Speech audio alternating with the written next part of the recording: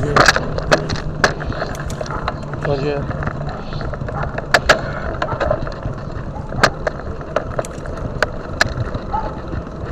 Bom dia. Pessoal, vocês que falam que geralmente eu não falo com vocês, aparece mais um pouco. Então tá aqui, tá? Estamos aparecendo mais um pouco, tá bom? Pessoal, estamos aqui, já saímos aqui de Caraguatatuba, passamos por praia da Martim de Sá. Estamos aqui no Porto Novo, tá bom? A gente tá fazendo essa coisa aí, como muitos comentários aí você fala, você aparece um pouco, conversa com a gente e tal, só aparece a voz, tá aí. Sei que eu sou meio feio, tá? Mas já que vocês querem, tá aí, tá? A gente filmou aqui. Isso aqui é a bike, tá? Aí, ó. De boa.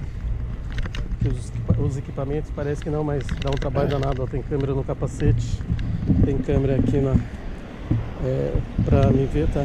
E tem todo esse aparato aqui, ó. O pessoal não pode esquecer aqui uma iluminação, tem buzina, tá? E tem a lanterna aqui atrás, né?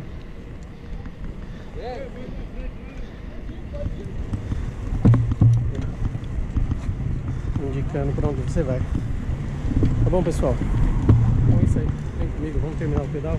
Eu tô só um pouco também da radial. Abraço.